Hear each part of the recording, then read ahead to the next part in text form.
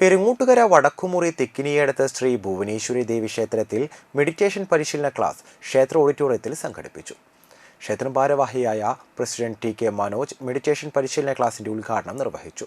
Secretary T S Mohandas അധ്യക്ഷത വഹിച്ചു. തുടർന്ന് പ്രശസ്ത ധ്യാന ആചാര്യ സീമ സുഭാഷ് മെഡിറ്റേഷൻ പരിശീലന ക്ലാസ് നയിച്ചു.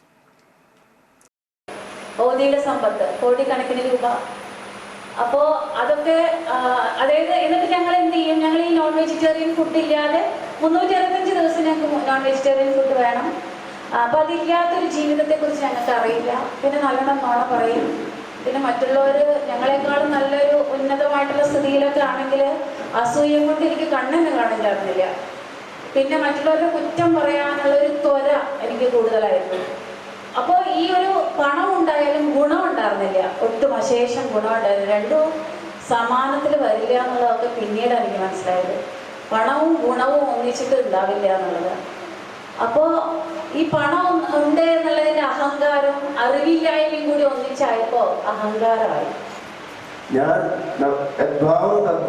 പറഞ്ഞിട്ടുള്ളത് നമ്മൾ സാധാരണക്കാരായിട്ടാണ് നമ്മളെല്ലാവരും കാണുന്നത്. പക്ഷെ ഞാൻ ദൈവമാണ്.